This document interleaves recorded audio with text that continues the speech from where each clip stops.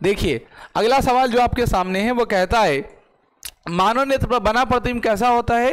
तो मानव नेत्र पर बना प्रतिबिंब जो होता है वह उल्टा होता है और वास्तविक होता है। मानव नेत्र में उत्तल लेंस होता है, मानव नेत्र में उत्तल लेंस होता है। सबको समझ में आ गई। अब अगला सवाल है, अगला सवाल कहता है कि पृथ्वी का कुल कितना जल मीठे पानी का भंडार है। लगभग 2.5%। 2.5% मीठे जल का जल भंडार है, मतलब कि बाकी सारा पानी नमकीन है। कैसा है? नमकीन है। यानी हम लोग के पास जो पानी है वह सारे खारे पानी के रूप में है, यानी नमकीन है, समुद्री जल जो होता है। अगला सवाल है दूध की शुद्धता किससे मापी जाती है। बच्चों बहुत आसान सवाल है। दूध की शुद्धता हम लोग लैक्टोमीटर से मापते हैं। दूध की शुद्धता लैक्टोमीटर से मापते हैं। अब दूध का रंग जो होता है वो उजला होता है। दूध का रंग कैसा होता है? उजला। किसके कारण? केसीन के कारण। किसके कारण? केसीन के कारण दूध का रंग उजला होता है, केसीन के कारण। अब दूध के प्रोटीन को पचाने वाले एंजाइम को क्या कहते हैं? नहीं, दूध के अंदर रंग जो होता है वाइट वह केसीन के कारण होता है, लेकिन दूध को पचाने वाले प्रोटीन को हम लोग कहते हैं रेनिन प्रोटीन। कौन बोलते हैं बच्चों? रेनिन। ठीक है ना। उस एंजाइम का नाम क्या है? Rennin enzyme. दूध के प्रोटीन को पचाने वाले क्या बोलते हैं? Rennin enzyme. दूध का रंग कभी पीला भी हो जाता है बच्चों। दूध का रंग पीला होता है वो किसके कारण? कैरोटीन के कारण। किसके कारण? दूध का रंग पीला होता है कैरोटीन के कारण। दूध का रंग पीला होता है कैरोटीन के कारण। दूध का रंग उजला होता है केसीन के कारण। दूध को पचाने वाले प्रोटीन को रेनिन प्रोटीन कहते हैं। कौन सा प्रोटीन? Rennin protein. अगला सवाल है कि ध्वनि या शोरगुल को मापने के लिए किसका उपयोग करते हैं बच्चों? डेसिबल में। किसमें उपयोग करते हैं? डेसिबल में। शोरगुल को किसमें मापते हैं? डेसिबल में। शोरगुल को किसमें मापते हैं? डेसिबल में। ऐसे ध्वनि का ऐसा ही मात्रा क्या होता है? ध्वनि का ऐसा ही मात्रा होता है हर्ट्ज। क्या होता है? हर्ट्ज। ध्वनि का ऐसा मात्रा क्या होता है? हर्ट्ज। Hertz hertz hertz. ध्वनि का ऐसा ही मात्रा क्या होता है? हर्ट्ज। HZ। अगला सवाल है बायोगैस में मुख्यतः क्या होता है बच्चों? बायोगैस का मुख्यतः कौन होता है? मीथेन। लेकिन एलपीजी का मुख्य अवयव क्या होता है? ब्यूटेन। क्या होता है बच्चों? ब्यूटेन। याद रखेंगे कि बायोगैस को मुख्य अवयव होता है कौन सा? मेथेन होता है CH4, लेकिन एलपीजी का मुख्य अवयव होता है ब्यूटेन, जिसका फार्मूला क्या होगा? C4H10। कितना होगा? C4H10। कितना होगा फार्मूला? C4H10। क्या होगा बच्चों? ब्यूटेन होगा। एलपीजी का मुख्य अवयव क्या होता है? ब्यूटेन होता है। इंपॉर्टेंट सवाल इसमें यह है कि बायोगैस में जो मीथेन है, मीथेन का एक दूसरा नाम है जिसको हम लोग कहते हैं मार्स गैस। कौन गैस? Marsh gas. तो मीथेन को कौन सा गैस कहते हैं? Marsh gas. याद रखेंगे मीथेन को क्या कहते हैं बच्चों? मार्स गैस कहते हैं। मीथेन को क्या कहते हैं बच्चों? मार्स गैस कहते हैं। अगला सवाल बहुत अच्छा है।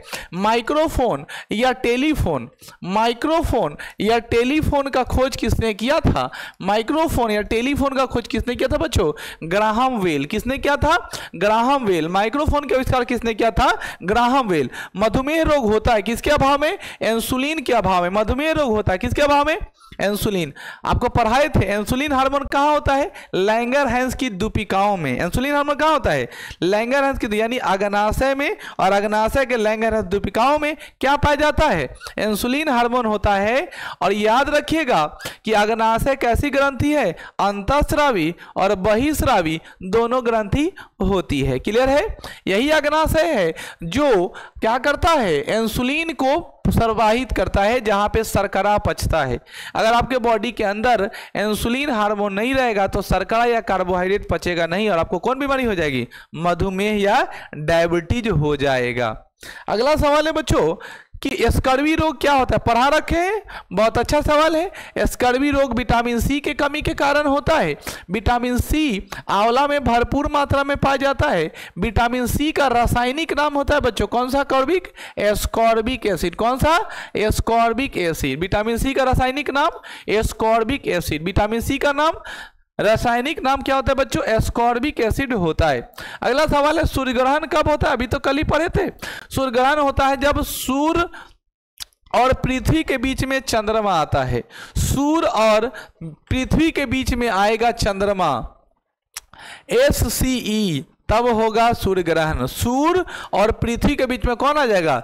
चंद्रमा आ जाएगा। सूर्य और पृथ्वी के बीच में कौन आएगा? चंद्रमा आएगा। सूर्य और पृथ्वी के बीच में कौन आ जाएगा? चंद्रमा। पेसमेकर किससे संबंधित है? पेसमेकर संबंधित है हृदय से। हृदय आप लोग जानते हैं हार्ट, और हार्ट का काम है ब्लड का पंपिंग करना। तो पेस मेकर जो होता है हाथ में लेते हैं और ऐसे ऐसे पुश करते हैं, दबाते हैं, जिससे क्या होता है हार्ट का पंपिंग रेपो रेट हम लोग पता करते हैं बच्चों। तो पेस मेकर किससे संबंधित है? हार्ट से। हमारा समान रक्तचाप कितना होता है? 120/80। 1 मिनट में हृदय कितना बार धड़कता है? 72 बार। कितना बार? मनुष्य का हृदय कितना बेसम वाला? 4 बेसम वाला। उसके बाद मेढक का बेसम कितना बेसम बच्चों? 3 बेसम वाला। कोई दिक्कत है किसी को?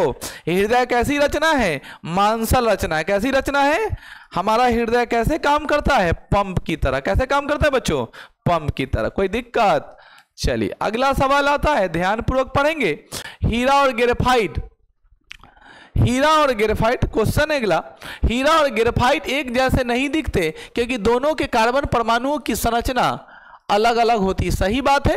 अगर हम लोग बात करते हैं ग्रेफाइट की तो ये होता है कैसा है? हेक्सागोनल। कैसा होता है? षष्ठफलकीय। ऐसा आपको मिलेगा स्ट्रक्चर में, ठीक है ना। डायमंड का स्ट्रक्चर बहुत ही कॉम्प्लिकेटेड होता है, तो ये दोनों का आकार क्या है? अलग अलग है। कैसा है? षष्ठफलकीय। किसका? ग्रेफाइट का। लेकिन ये दोनों अपरूप है। किसका? हीरा और ग्रेफाइट किसका अपरूप होता है? कार्बन का। हीरा और ग्रेफाइट किसका अपरूप होता है? कार्बन का। हीरा और ग्रेफाइट किसका अपरूप होता है? कार्बन का। प्रकृति में सबसे कठोर कौन पदार्थ है? हीरा। प्रकृति में सबसे कठोर कौन पदार्थ है? हीरा। कौन सा ऐसा धातु है जो विद्युत का सुचालक होता है? ग्रेफाइट। कौन सा ऐसा धातु है जो विद्युत का सुचालक होता है? ग्रेफाइट। कौन सा ऐसा धातु है जो विद्युत का सुचालक होता है? ग्रेफाइट। याद है ना? अब मैं बता दूं कि हीरा का अपवर्तनांक कितना होता है? 2.42। हीरा का अपवर्तनांक कितना होता है? 2.42। हीरा का अपवर्तनांक कितना होता है? 2.42। अगला सवाल आपके सामने कहता है कि प्राकृतिक रबर बहुलक क्या है? प्राकृतिक रबर क्या है? बहुलक तो रबर है। प्राकृतिक बहुलक क्या है? रबर, जिसको अंग्रेजी में नेचुरल पॉलीमर कहते हैं। नेचुरल पॉलीमर कौन होगा? रबर। नेचुरल पॉलीमर कौन होगा? रबर। समझ में आई? प्राकृतिक बहुलक को अंग्रेजी में बोलते हैं बच्चों नेचुरल पॉलीमर। कौन है? रबर। अगला सवाल, कच्चे फलों को कृत्रिम ढंग से पकाने के लिए किसका प्रयोग करते हैं? देखो, कांच फल। पेड़ पौधे में पादप हार्मोन पाए जाते हैं 5 तरीके का। कितने तरीके का? 5 तरीके का। ध्यान से सुनना। पेड़ पौधे में 5 प्रकार के हार्मोन पाए जाते हैं। पहले हार्मोन का नाम है ऑक्सीन, दूसरे हार्मोन का नाम है जिब्रेलिन, तीसरे हार्मोन का नाम है साइटोकाइनिन, चौथे हार्मोन का नाम है एबिसिसिक एसिड और पांचवें का नाम है एथिलीन। ऑक्सीन हार्मोन पेड़ की लंबाई को बढ़ाता है। जिब्रेलिन हार्मोन लगभग उसी कैटेगरी का है। एबिसिसिक एसिड बीजों के प्रसुप्ति को भंग करता है। साइटोकाइनिन ऐसा होता है साइटोकाइनिन जो होता है वो बीजों के प्रसुप्ति को भंग करता है, मतलब अंकुरन करने में मदद करता है। और ये जो अम्ल वाला एबिसिसिक एसिड है जो पत्तियों को गिराने में मदद करता है। और सबसे आखिरी फल पकाने वाला हार्मोन कौन रे? फल पकाने वाला हार्मोन का नाम है एथिलीन। कौन हार्मोन? एथिलीन। लेकिन यहां पे बोला है कि ये प्राकृतिक रूप से, कौन रूप से? प्राकृतिक रूप से। उसी का ये दूसरा नाम कौन है? एसिटिलीन। याद रखिएगा, जो कार्बाइट में पाया जाता है। किसमें पाया जाता है? कार्बाइट में। कार्बाइट को रख देते हैं, धुआं लगता है, गैस लगती है, पक जाता है। पहले हम लोग लबनी में बड़का जगह भूसा भर के हमें फूंकते थे, तब अंदर पक जाता था। धुआं से पकाए ऐसा गड्ढा खोद के। गांव का भी अलग जिंदगी है, वो भौकाल कहते हैं, ठीक है ना। गांव का अपना भौकाल। बड़का चाहिए वो लबनी में क्या भर देना है? भूसा, और में रख के मुंह से फूकना है, अंदर वाला पूरा पार्ट क्या हो जाएगा? केला। 1-2 दिन में पक जाएगा। तो कृत्रिम ढंग से हम लोग एथिलीन कार्बाइट नहीं मंगाते थे। लेकिन अब क्या है, हम लोग जहर खाने के लिए पूरा बेचैन है, एसिटिलीन गैस मार लेते हैं। हमको लगता है कभी कल विज्ञान आकर के ना हम लोग का जिंदगी बड़ा खराब कर दिया। खैर आगे बढ़ते हैं। अगला सवाल है, विद्युत चुंबक बनाने के लिए सबसे अधिक क्या होता है बच्चों? मृदु लोहा। चुंबक कितने तरह के? चुंबक 2 प्रकार के। कितने तरह के? छड़ चुंबक और नाल चुंबक। चुंबक कितने प्रकार के? 2 प्रकार के, छड़ चुंबक और नाल चुंबक। अगला सवाल, मस्तिष्क और मेरुरज्जु को ढकने वाली झिल्लियों में सूजन आ जाती है, कौन सा रोग होता है? देखो, मस्तिष्क से झिल्लियों में सूजन आ जाता है, उस सूजन को बोलते हैं मेनिंजाइटिस। क्या बोलते हैं? मेनिंजाइटिस। दिमाग नहीं काम करेगा, माथा झनझना जा रहा है, ठीक है ना।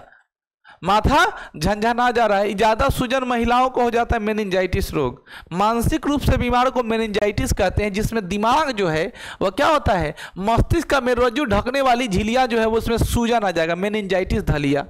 द्रव्यमान का ऐसा मात्रा क्या होता है, किलोग्राम। सबको पता है कितने आधारी राशि है बच्चों, 7। कितने आधारी राशियां हैं, 7। उस 7 आधारी राशि में से पहला ही आधारी राशियां है, क्या नाम है, द्रव्यमान। और द्रव्यमान का ऐसा मात्रा क्या होता है, किलोग्राम। उसके अलावा क्या होता है, समय। समय का मात्रा क्या होता है, सेकेंड। उसी तरह हम लोग लंबाई का मात्रक लेते हैं, क्या होता है, मीटर। उसी प्रकार तापमान का क्या होता है, केल्विन। उसी तरह किसका मेजर करते हैं, ज्योति तीव्रता का, कैंडेला लेते हैं। पदार्थ का परिमाण का क्या होता है, मोल होता है, ठीक है ना। तो इसी तरह हम 7 बेसिक यूनिट को जानते हैं। अगला सवाल है, पौधों में और जीवों में स्थान वितरण के अध्ययन को क्या कहते हैं। देखो, पौधों और जीवों में स्थान वितरण को, पौधों और जीवों में स्थान वितरण के अध्ययन को बायोजियोग्राफी कहते हैं। पौधों और जीवों में स्थान वितरण को बायोजियोग्राफी कहते हैं। पौधों और जीवों में स्थान वितरण को बायोजियोग्राफी कहते हैं। अगला सवाल है, क्षेत्रफल कौन राशि है बच्चों, पढ़ा दिया हूं, जिसमें वो और बॉन आए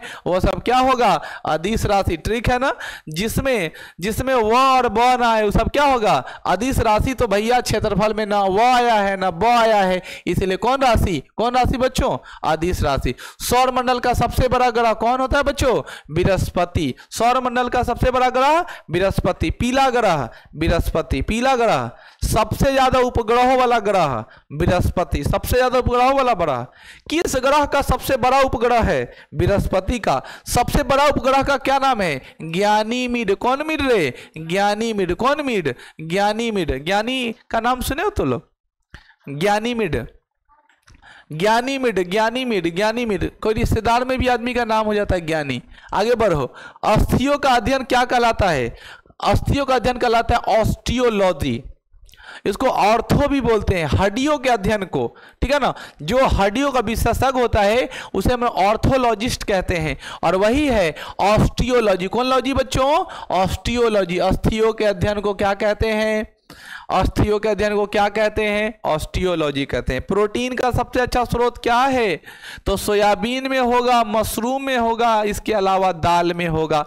ऑप्शन के अनुसार देख लीजिएगा किसमें, सोयाबीन में, मशरूम में, ठीक है ना, और किसमें, दाल में। उसके अलावा राजमा में भी हो सकता है प्रोटीन की भरपूर मात्रा, ठीक है ना। उसके अलावा मांस में भी होता है प्रोटीन की मात्रा, तो ऑप्शन के अनुसार देख लीजिएगा। लेकिन सबसे ज्यादा प्रोटीन का मुख्य स्रोत दाल ही है, दाल, सोयाबीन, मशरूम, ठीक है ना। चली चीन से सोयाबीन, याद है ना, ठीक है ना। चाइना से कहाँ आया है सोयाबीन, चीन का सोयाबीन कहाँ से खोज किए बच्चों, चाइना से लाए हैं। चीन की उत्पत्ति, सॉरी, सोयाबीन की उत्पत्ति कहाँ से हुई है, सोयाबीन की उत्पत्ति हुई है चाइना से। ध्वनि तरंगे की यात्रा नहीं कर सकती निर्वात में, कभी भी साउंड निर्वात में नहीं हो सकता, क्योंकि ध्यान से सुनिएगा, ये बात बहुत इंपॉर्टेंट है कि हमारी आवाज आपकी आवाज तक जाए, इसके लिए माध्यम की आवश्यकता है, ठीक है ना। वो झूठा बात होता है कि कोई आदमी कहता है कि हम आपके दिल के धड़कन को सुनते हैं, ठीक है ना।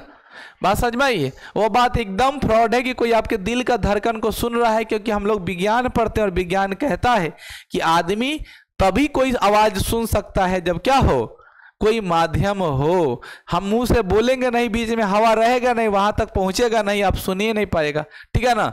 तो इस एकदम याद रखिए, ध्वनि की तरंगे यात्रा कहाँ नहीं कर सकती, निर्वात में। अब सवाल पूछेगा ध्वनि का कहाँ मान शून्य हो जाता है, तो निर्वात में। ध्वनि का कहाँ मान शून्य होता है बच्चों, निर्वात में, वहां कुछ नहीं सुनाई देगा, निर्वात में। अगला सवाल है, अंतरिक्ष यात्री को अंतरिक्ष कैसा दिखता है बच्चों, कड़िया दिखता है। क्या दिखता है, कड़िया। याद रखेंगे, अंतरिक्ष यात्री को कैसा दिखाई देता है, कड़िया दिखाई देता है। कैसा दिखाई देता है, कड़िया। अगला सवाल आपके सामने है जो आपको दिखाई दे रहा होगा, रक्त दाब मापने वाले को क्या बोलते हैं। रक्त दाब को मापने वाले को बोलते हैं सफगमैनोमीटर, सिफगमैनो, एस्फिगमैनो। जो पढ़ना है पढ़िए, हमारी हिंदी थोड़ी कमजोर है, ठीक है ना। एस्फिगमैनोमीटर, ठीक है ना। एस्फिगमैनोमीटर के द्वारा रक्त दाब मापते, मतलब बीपी मापते। क्या मापते हैं, समान बीपी कितना होता है, 120/SS mm पर HG। 120/80 mm पर HG क्या होता है बच्चों, समान रक्तचाप होता है। अच्छा बताओ, जब समान से रक्तचाप आपका बढ़ जाएगा, यानी 120 से जब बढ़ा 130 हो जाएगा, तब इस बीमारी को क्या कहते हैं, हाइपरटेंशन। क्या बोलते हैं बच्चों? हाइपरटेंशन। जब सामान्य से रक्तचाप बढ़ जाता है उसे क्या कहते हैं? हाइपरटेंशन कहते हैं। क्या बोलते हैं?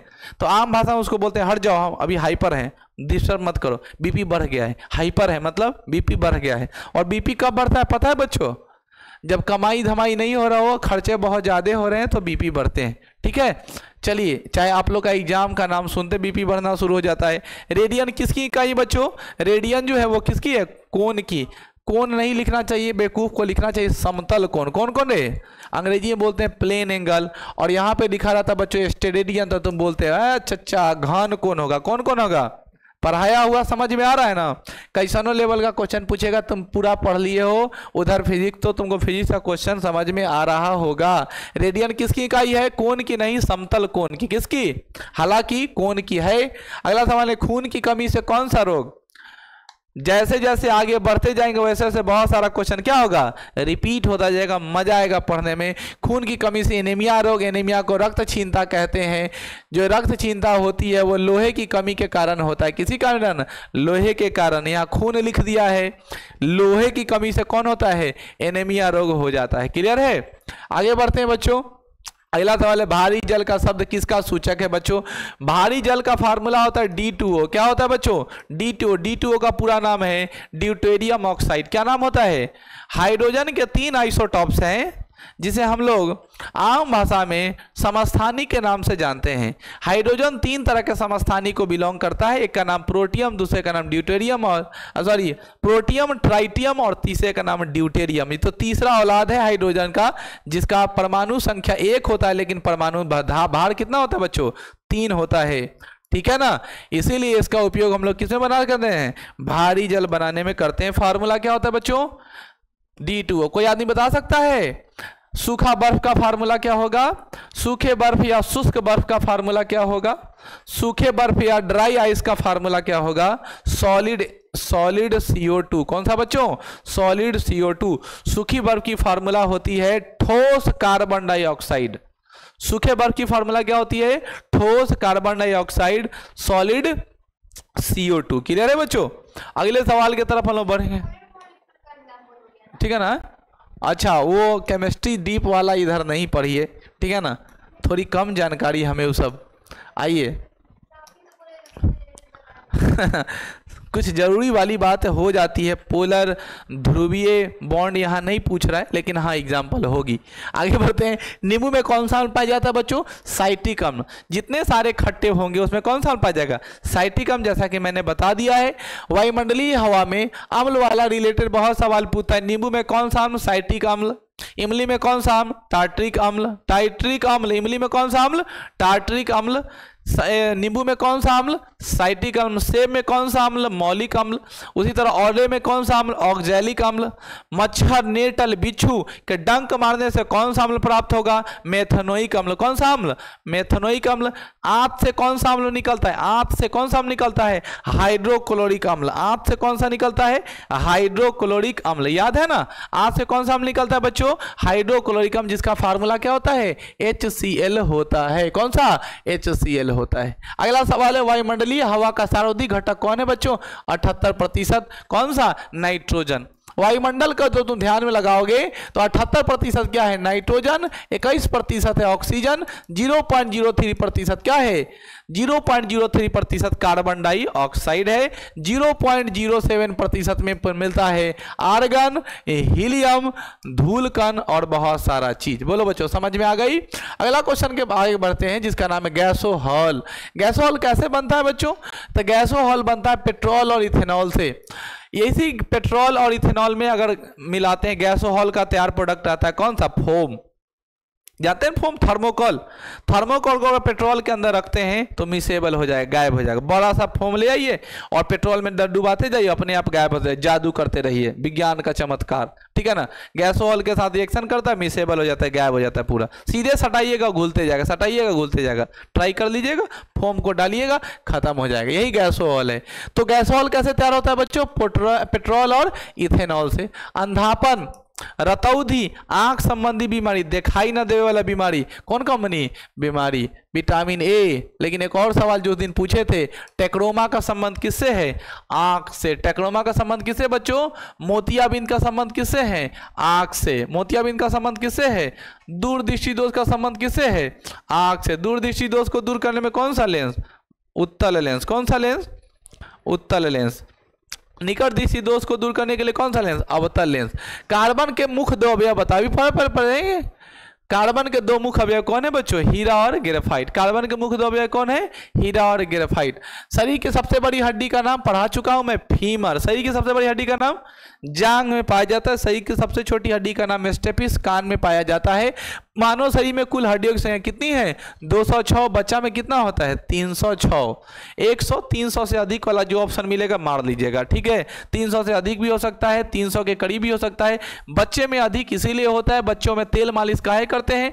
लड़का के अगर तेल मालिश नहीं करेंगे तो डाइन जोगिन नहीं होगा। लड़का का तेल मालिश नहीं करेंगे तो लड़का क्या हो जाएगा, टाइट हो जाएगा। काहे, उसका हड्डी तेजी से जुड़ता है, क्योंकि साधारण मानव में 206 और आदमी में 306 छोटा बच्चा में पाया जाता है। तो हड्डी तेजी से जुड़ता है, इसलिए बच्चों में तेल मालिश करते हैं। इसलिए होशियार चंद से तेल लगवाइए, ठीक है ना। अगला सवाल है, प्रकाश वर्ष का मात्रक क्या है। प्रकाश वर्ष मात्रक है दूरी का, किसका, और दूरी का मात्रक होता है जिसको हम बोलते हैं पारसेक। क्या बोलते हैं बच्चों, पारसेक। याद रखिएगा, प्रकाश वर्ष दूरी का मात्रक है, उससे भी यूनिट होती है कौन सा बच्चों, पारसेक। याद रखेंगे। पॉजिट्रॉन की खोज किसने की, यह भी एक एटॉम का पार्ट है। Positron, photon, boson, electron, proton, neutron, ये सारे हैं एटॉम का पार्ट, सब एटॉमिक पार्टिकल्स। उसी में पॉजिट्रॉन की खोज किसने की थी, एंडरसन ने। याद रखिएगा, न्यूजीलैंड का एक बहुत अच्छा खिलाड़ी जिसका नाम कोरी एंडरसन। एंडरसन से आपको याद रहेगा, एंडरसन साहब ने पॉजिट्रॉन की खोज की थी। मैच खेला गया, पॉजिटिव रहा, इसीलिए खोज कर दिया पॉजिट्रॉन का। पानी का अधिकतम घनत्व तो क्या होता है, पानी का अधिकतम घनत्व 4 डिग्री सेल्सियस पर होता है। मैक्सिमम डेंसिटी शो करता है, यानी उसमें कोई चीज को रखिएगा तो खूब अच्छा तैरेगा। समुद्र में तैरना आसान है कि पोखरा में, समुद्र में तैरना आसान है कि पोखर में। आमतौर पर जवाब होगा पोखर। जवाब आंसर होना क्या चाहिए, समुद्र, क्योंकि समुद्र का पानी का घनत्व क्या होता है, ज़्यादा होता है, नमकीन होता है। इसीलिए आप उसमें जाइएगा, डूबिएगा नहीं, डेंसिटी ज़्यादा है, आप वहाँ पर आराम से तैरने लगिएगा, ठीक है। इसीलिए कहते हैं इंटरटेनमेंट फिल्म देखा करिए, फिल्म भी तो थोड़ा देखिए। देखते हैं कुत्ता दौड़ने लगता है। सूर्य की पराबैंगनी किरण किसे रक्षा करता है बच्चों, ओजोन परत से। पढ़ाए तो ओजोन का फार्मूला क्या होता है, O3। अल्ट्रावायलेट रे को हम लोग पराबैंगनी किरण कहते हैं। सूर्य से निकलने वाली हानिकारक पराबैंगनी किरणों से रक्षा कौन करता है, ओजोन परत। याद रखें, सूर्य से हमें ऊर्जा प्राप्त होती है कौन संलयन द्वारा, नाभिकीय संलयन द्वारा। कौन कौन जुड़ता है, हाइड्रोजन और हीलियम, नाभिकीय संलयन के द्वारा।